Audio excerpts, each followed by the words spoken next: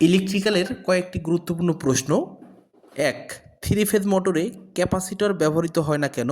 উত্তর, three phase সাপ্লাইয়ের কারণে স্বয়ংক্রিয়ভাবেই মোটরে রোটেটিং ম্যাগনেটিক ফিল্ড তৈরি হয়, তাই ক্যাপাসিটরের ব্যবহার হয় না। ২. বাংলাদেশের জেনারেটিং ভোল্টেজ কত? উত্তর, 11 কেবি, 15 কেবি, 16 কেবি।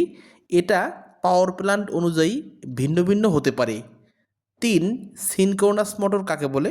উত্তর, যে মোটরের রোটর স্পিড ম্যাগনেটিক ফিল্ড স্পিডের সমান তাকে সিনক্রোনাস মোটর বলে। ৪. এসিনক্রোনাস মোটর কাকে বলে? উত্তর, যে মোটরের রোটর স্পিড ম্যাগনেটিক ফিল্ডের স্পিডের চেয়ে কম থাকে তাকে এসিনক্রোনাস মোটর বলে। ৫.